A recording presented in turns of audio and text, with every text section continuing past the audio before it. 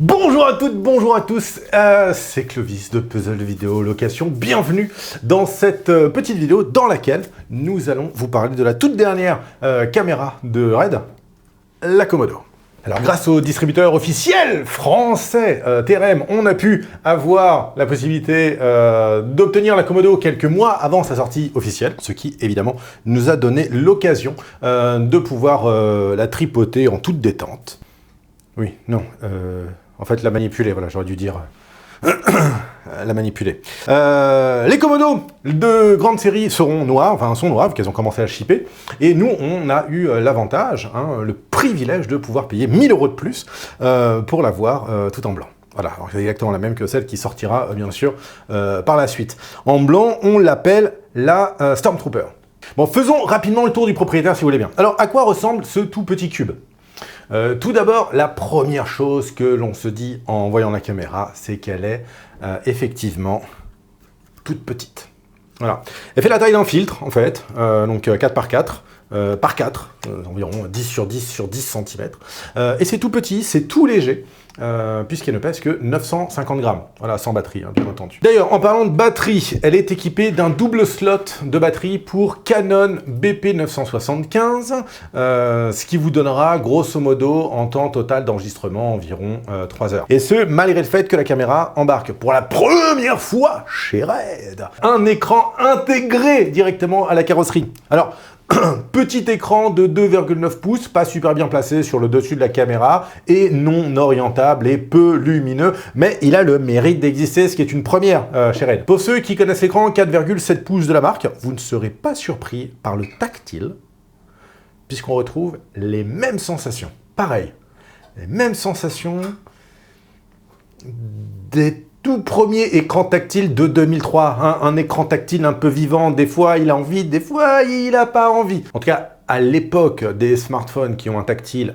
parfaitement réactif, depuis au moins 10 ans, l'utilisation de l'écran de la Komodo est frustrante, un peu, parce qu'à chaque fois qu'on essaye de rentrer dans un menu ou de faire glisser un curseur et tout, c'est un peu une bataille. Ça manque de précision. Et ça peut faire perdre inutilement du temps sur le tournage, voilà, en sélectionnant le mauvais menu ou quoi, ou qu'est-ce. Côté connectique, on retrouve le strict nécessaire avec une seule sortie vidéo, une sortie SDI qu'on peut régler en 1080 ou en 4K. Voilà. Personnellement, je trouve que c'est plutôt une bonne idée de partir sur une connectique pro plutôt que de se laisser tenter par une connectique grand public comme le HDMI par exemple. La caméra peut donner l'impression de s'adresser à un public moins professionnel, sans pour autant dire grand public, mais on va voir que c'est pas forcément le cas. Le fait de ne retrouver qu'une seule connectique de sortie peut être un problème lorsqu'on veut à la fois avoir un moniteur pour le cadreur et une deuxième sortie en même temps, genre pour un client.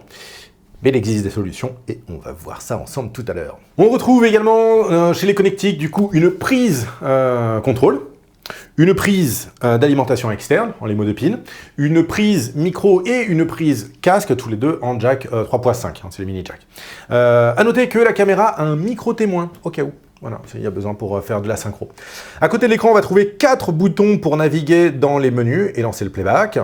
Côté média, RED a abandonné ses RED Minimag et a opté pour des cartes CFast, voilà, beaucoup moins onéreuses. Bon, je vous cache pas que si vous mettez pas les cartes CFast de RED, vous allez avoir un message angoissant.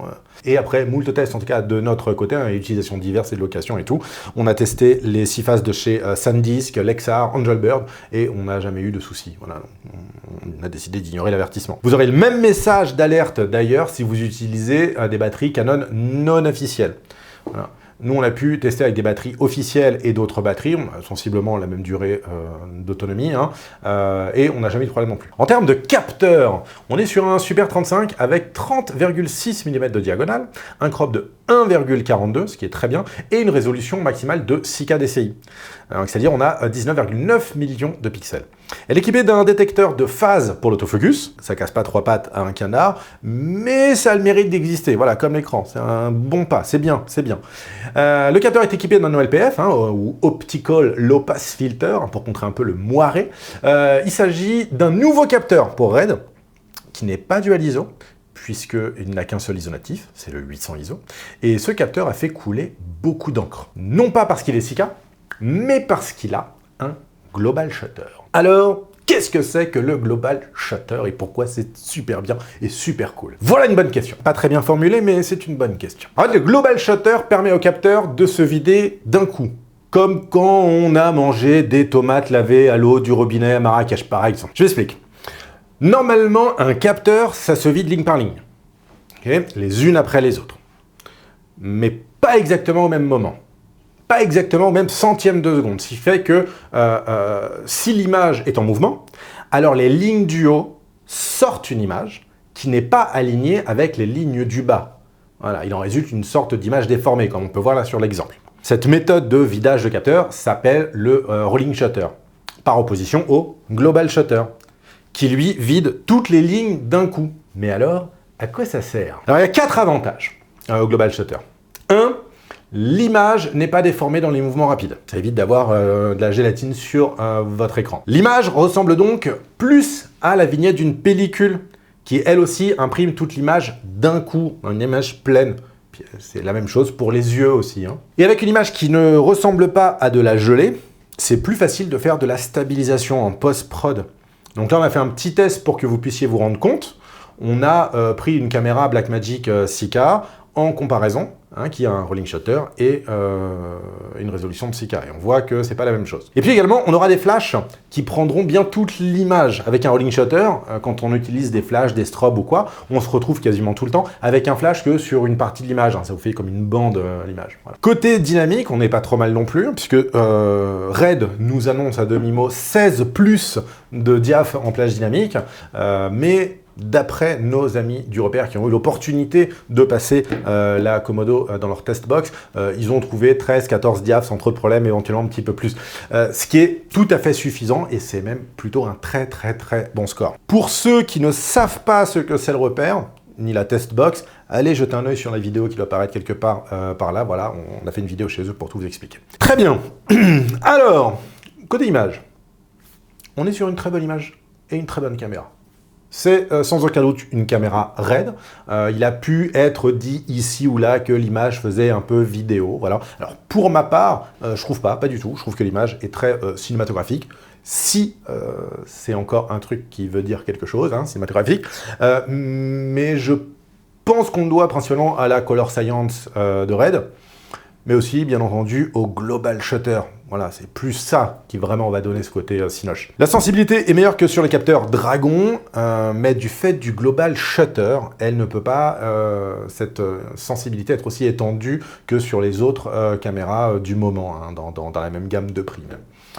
En même temps, il s'agit d'une caméra cinéma, pas d'une caméra reportage. Donc en théorie, vous devez pouvoir contrôler un minimum la lumière lorsque vous prenez cette caméra pour tourner. Voilà, si ce n'est pas le cas, c'est que ce n'est pas cette caméra qu'il faut. Petit test maintenant en low light.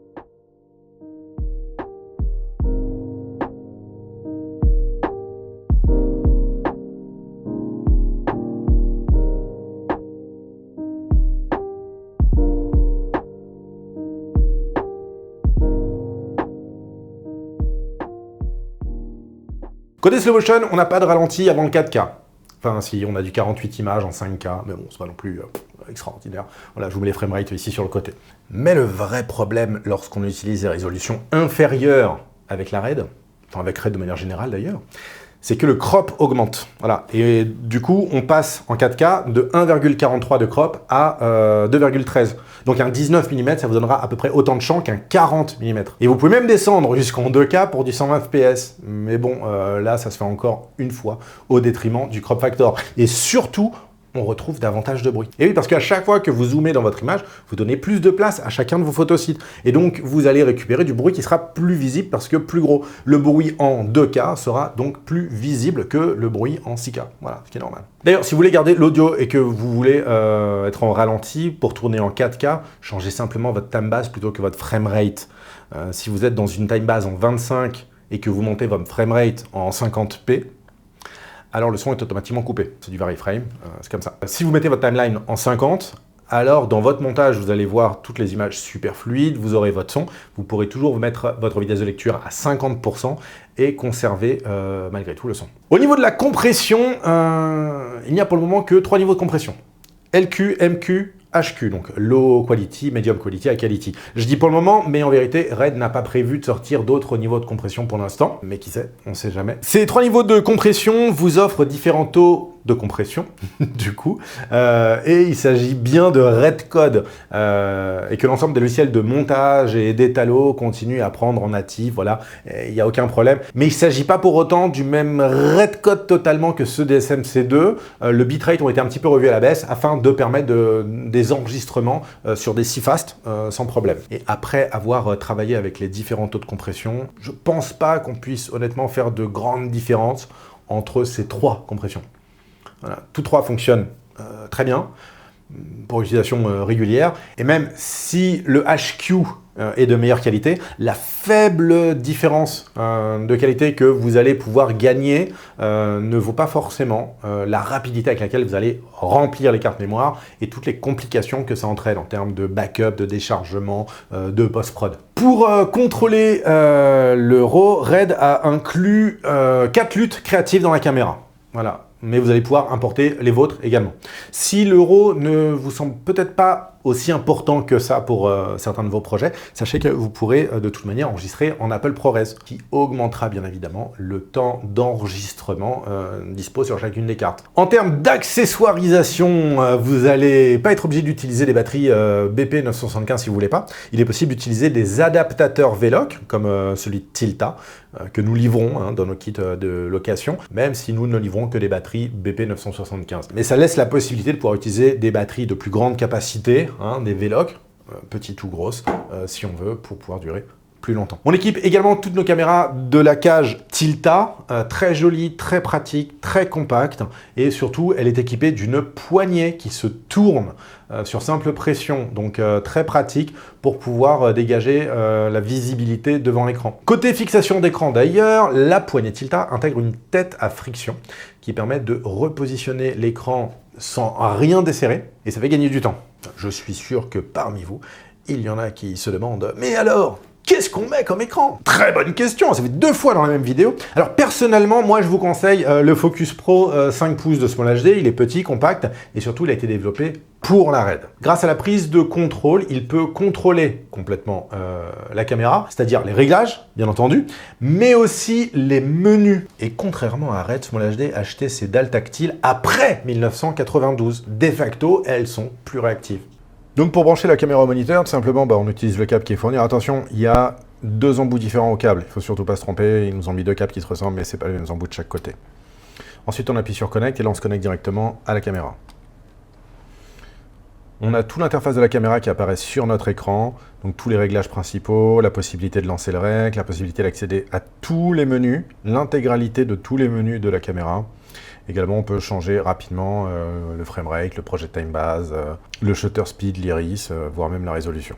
L'écran, lui, il peut embarquer plusieurs scènes, c'est-à-dire plusieurs pages différentes. Et je vais vous montrer comment moi, je configure cet écran. Je crée systématiquement une page avec un look. Il y a tout un tas de looks qui sont déjà embarqués dans l'écran, dont évidemment celui qui nous intéresse, le Log 3G10 to Rec 709. Là, on peut voir qu'on récupère du contraste et de la saturation. Et j'ai toujours mon écran de contrôle principal, qui est à portée de la main.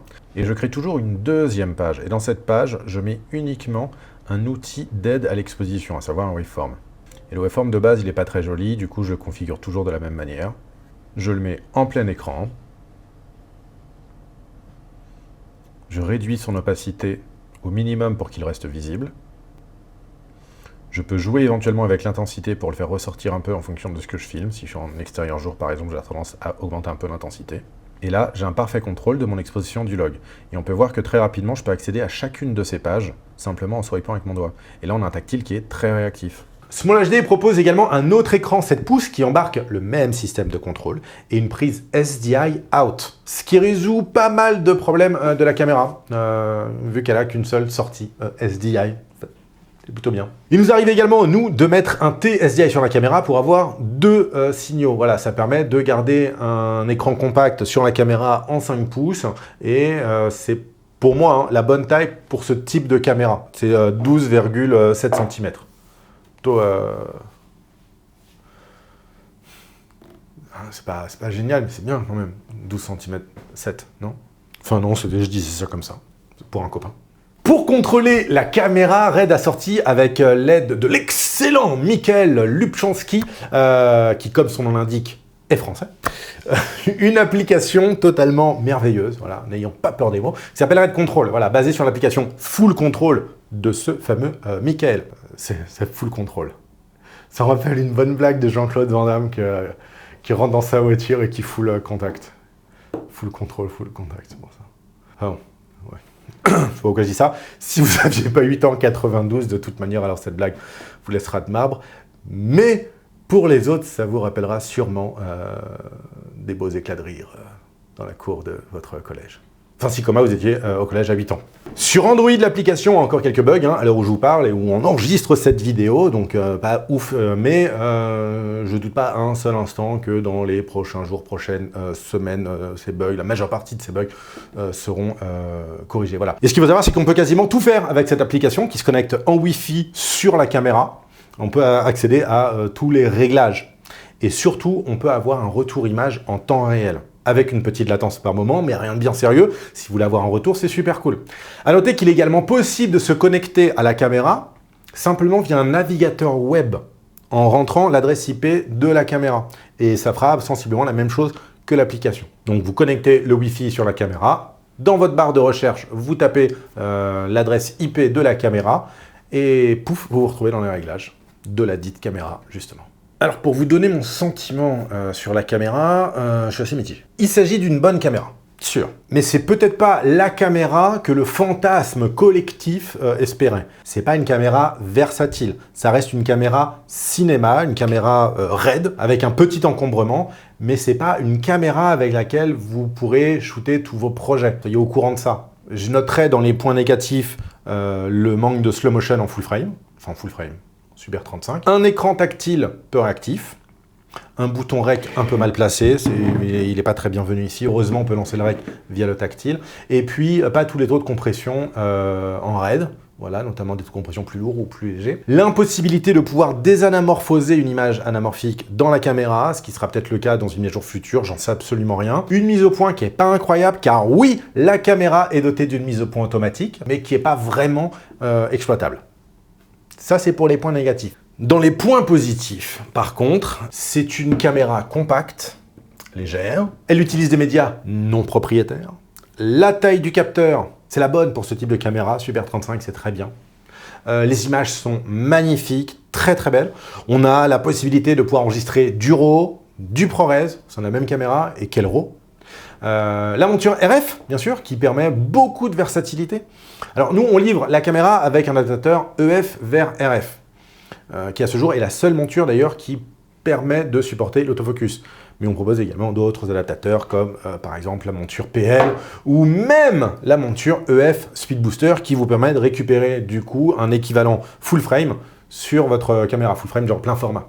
Dans les points positifs, la mise au point automatique, qui certes n'est pas fofolle, mais elle permettra sans problème de s'assurer d'avoir le point. Et après tout, une caméra ciné a-t-elle besoin d'un autofocus? C'est la grande question. Pas sûr. Donc en gros, c'est une bonne, voire même une très bonne caméra. Faut juste savoir pourquoi est-ce qu'on l'achète. Voilà. Pour commencer à filmer, non, c'est pas la meilleure solution. Mais si le manque de slow motion ne vous gêne pas trop, elle fera une excellente, une fabuleuse, que dis-je, une vertigineuse caméra A. Sinon, elle complétera sans problème un kit de tournage en caméra B, voire en crash cam, vu que c'est comme ça, initialement, qu'elle avait été développée. Ne perdez pas de vue qu'il s'agit d'une caméra cinéma. Dans un petit paquet, hein, mais il y a des fois des très gros trucs qui arrivent dans des petits paquets, et à un prix abordable. C'est pas une caméra pour filmer des soirées de mariage, ou vos vacances en famille et tout. Voilà, c'est une caméra cinoche. Voilà, j'espère que cette vidéo vous aura éclairé sur la Komodo. N'hésitez pas à nous faire part de vos questions dans les commentaires. Hein, nous tenterons de répondre au mieux à toutes les questions. Vous savez, je lis quasiment presque tous, même tous les commentaires qui me sont mis. Moi, je vous dis à très bientôt dans une prochaine vidéo. Et d'ici là, prenez soin de vous. Ciao.